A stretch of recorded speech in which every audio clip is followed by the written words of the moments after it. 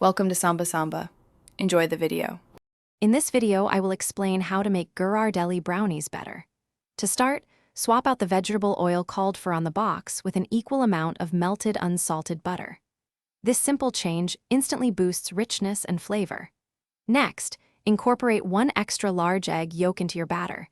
This secret ingredient is key for achieving that perfectly chewy, fudgy texture everyone loves. Finally, a teaspoon of good vanilla extract enhances the chocolate. To truly boost the chocolate flavor, add 1 teaspoon of instant espresso powder to your dry ingredients. Don't worry, it won't make your brownies taste like coffee, but it will significantly deepen the chocolate notes. For an even more decadent experience, fold in about 1/2 cup of your favorite chocolate chips or chopped chocolate right before baking. A small pinch of flaky sea salt also beautifully balances the sweetness. Achieving the perfect texture is crucial. First, mix your batter only until the ingredients are just combined. Overmixing develops gluten, leading to tough brownies.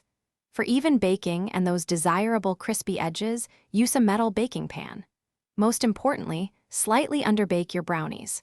Remove them from the oven when the edges are set, but the center still looks a little moist, around 2 to 3 minutes less than the box suggests.